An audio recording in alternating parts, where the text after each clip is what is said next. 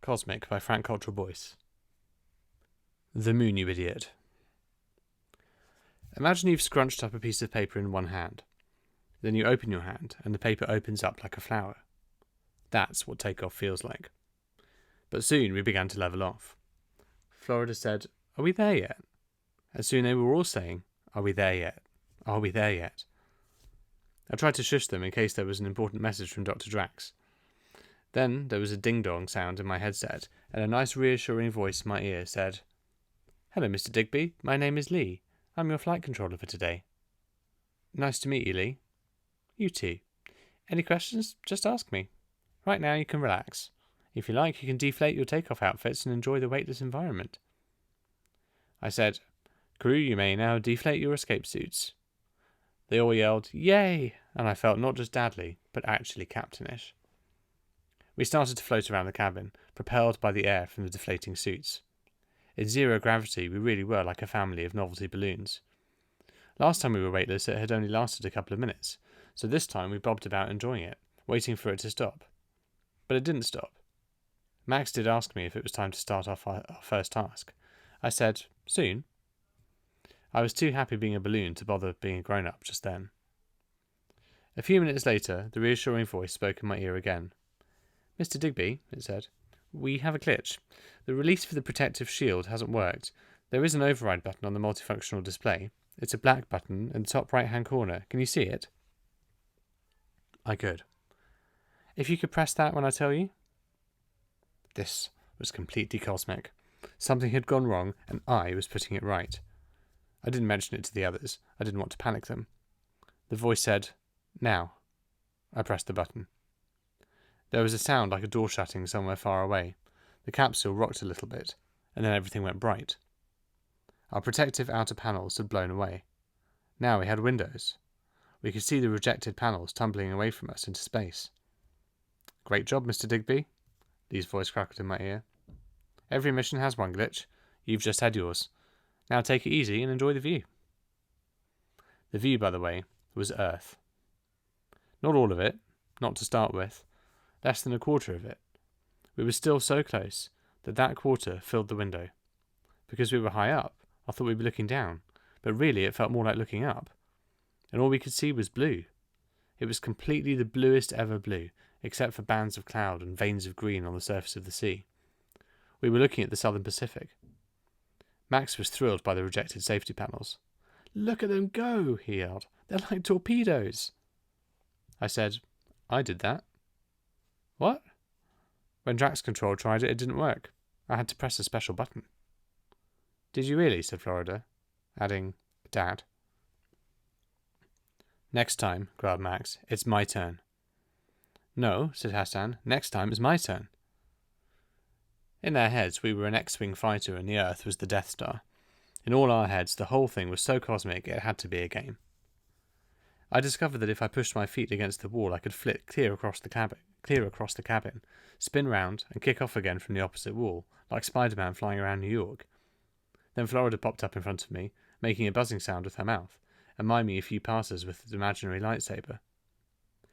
Looking back on it, I should have focused more on being dadly at this point. Because that's when Drax Control came on, asking for us to move on to our task. "You have a 2-minute window to complete the task. Please commence now."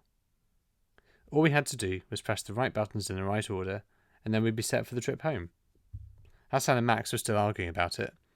Samson too put his hand up and said, "Please, sir, I'd also like to press the button," which was enough to get both Hassan and Max shouting at him.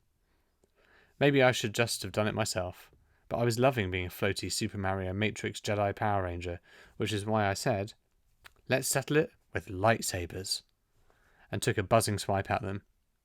They ducked and then bobbed up again, looking a bit confused. I realised now that they'd probably never seen Star Wars. They'd definitely never seen a dad trying to make a crucial life or death decision with an imaginary lightsaber. I shouted, "Luke, I am your father." Florida thought this was hilarious, and shouted, "You are not my father." "And you are not Luke."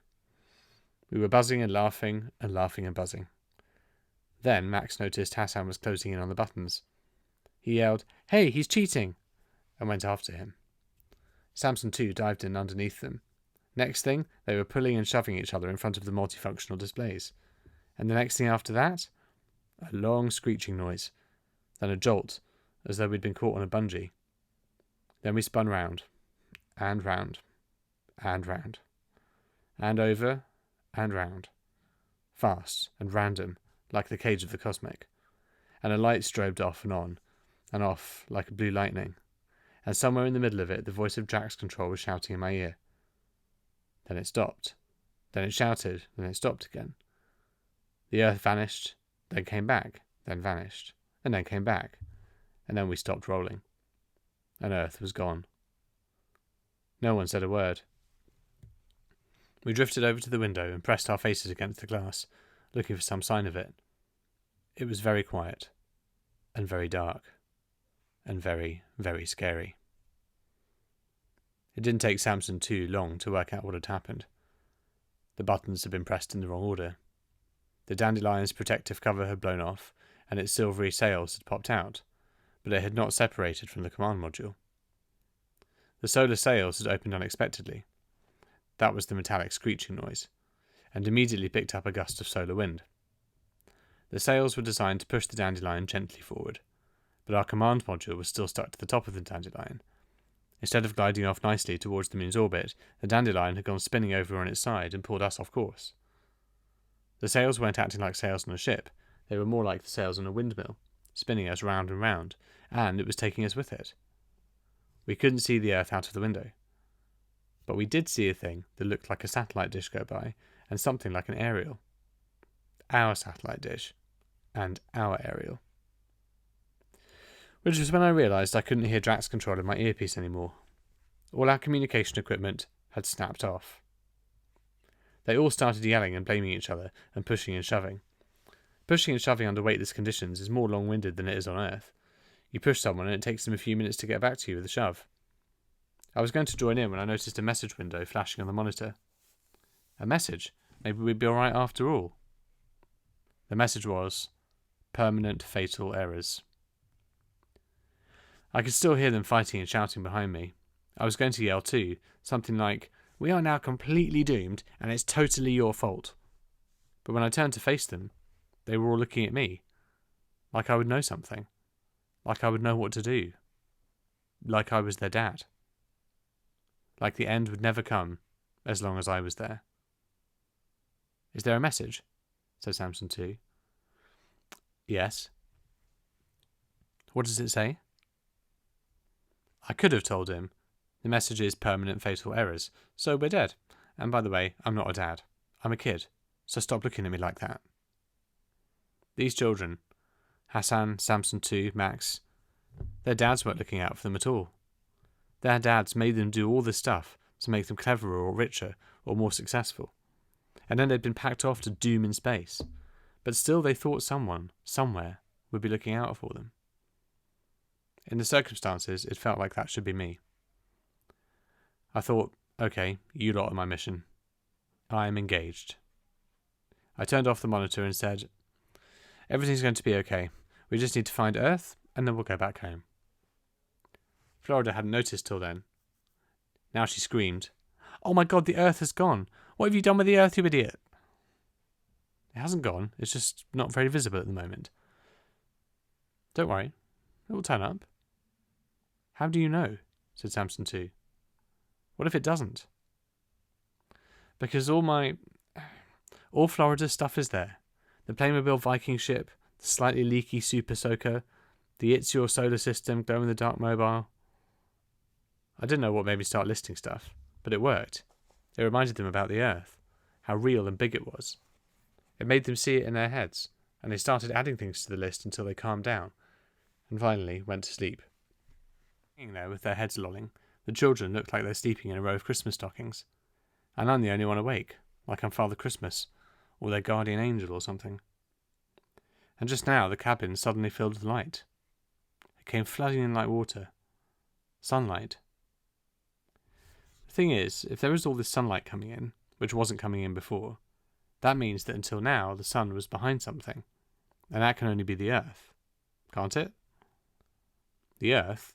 I still can't see it, but now I know it's there.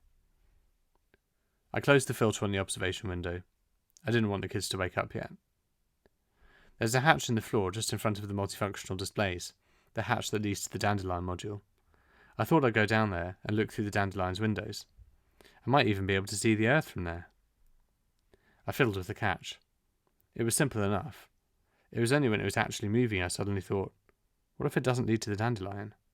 What if it goes straight to the outside, to the wastes of space? If it does, we'll all be sucked out by the pressure differential, and our heads will explode. Luckily, that didn't happen. Inside the dandelion, it was surprisingly unrockety. 3 rows of seats, 2 massive windows. It really was like being inside an unusually spacious ice cream van. The good news was there was lots of stuff, cupboards full of food and drinks. The bad news was that even with those massive windows, you still couldn't see the Earth. There was a massive thing between us and the sun, but it wasn't the Earth. Something moved behind me. Florida. She had come down into the ice cream van. Then, "Oh my God," she said, pointing out of the window. "Do you know what that is?" I nodded and said, "I think I may have seen it before." "That," said Florida, "is the moon, you idiot."